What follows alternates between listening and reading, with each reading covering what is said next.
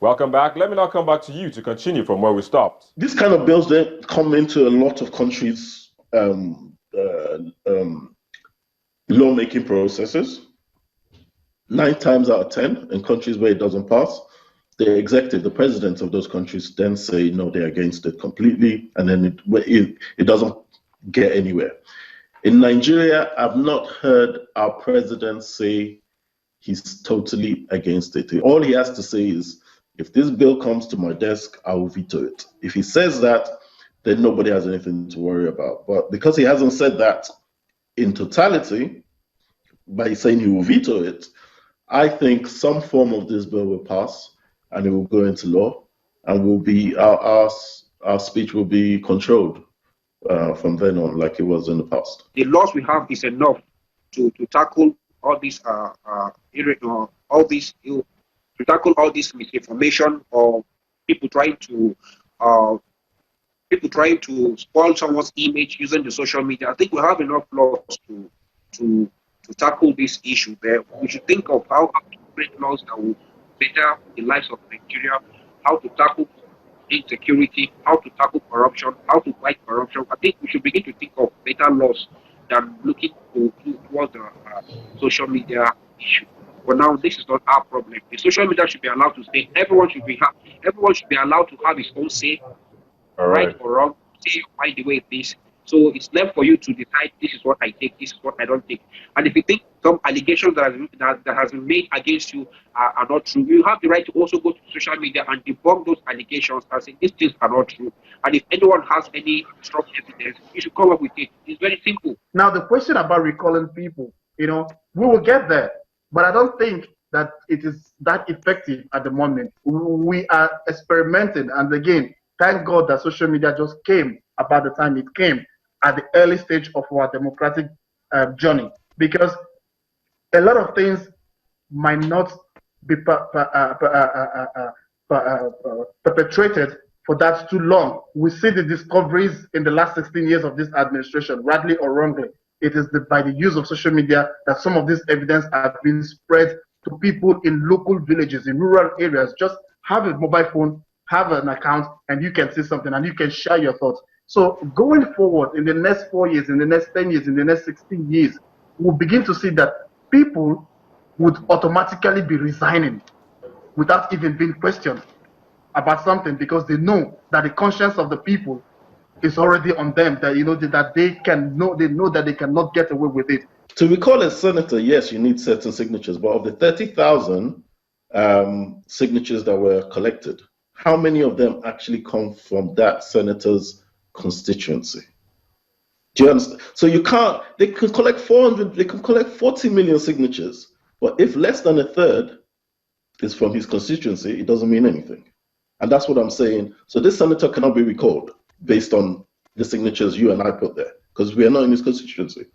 So he's on track to push his bill through. This is a personal interest bill. It's nothing to do with Nigeria. It's nothing to do with the people. It's a personal interest bill for government officials. They would use the bill to stifle sentiments against them, but they would also use it to attack the opposition. They would also make allegations to attack the opposition, and then they would who is going to challenge them for them to be persecuted under such a bill. Even the government feeds us with propaganda. It is I think it's the same everywhere. They feed us with propaganda. Do they get affidavit before they feed us? Now imagine the Dasuki Gate. Okonje Iweala was saying something different last year, saying something different this year. Now this is a propaganda. Did she have to get, will she or whoever is in her position right now have to get an affidavit to give us to give out what they have to say? So I think this law in general has some traces of good in it, no doubt.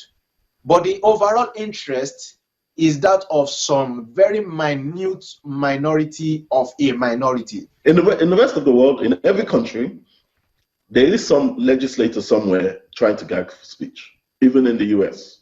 But there are people, then the public the question is the public's appetite to fight this bill. Okay, this is not like fuel subsidy. This is not like a fuel subsidy change where everybody is affected in this by this bill. The population of Nigerians that probably think they will be affected by a social media bill is less than 0.0001% of us.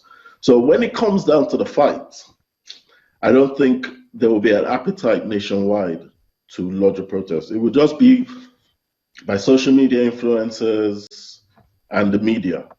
And the mainstream media in Nigeria is not actually active against this bill. They have not come out vociferously to say that we're against this bill. Now, it could be one of two things. They don't want to raise their head above the parapet and then become targets of government persecution, but they are not actually even, there's not enough conversation, there's not enough dialogue, there's not enough reaction to the bill in mainstream media. They've just mentioned it and they've left it in social media space to take over. All right, guys, we have to leave it here. Thanks all for coming on the program and sharing your thoughts. But we'll take a quick break, and when we return, we'll be joined by a journalist, Rotimi Olawale, for more analysis. Please join us again.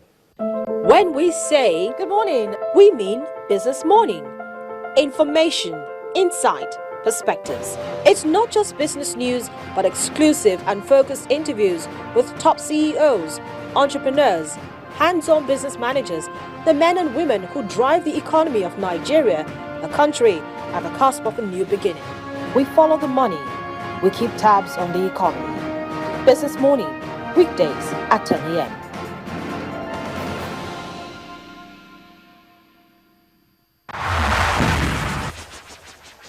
Welcome back. Yes, we do continue our conversation on the proposed social media bill. That was how it went down on the Hangout, but we turn our attention back to the studio, and we're being joined by a journalist, Rotimi Olawale. Rotimi, it's nice to have you once again. Thank you, Victor. It's good to be here once again. What do you think? I mean, there's been a lot of furore about this proposed bill, but what's your thought on it particularly? Well, it's very key we understand what the bill is set to achieve so that we'll know how to approach it.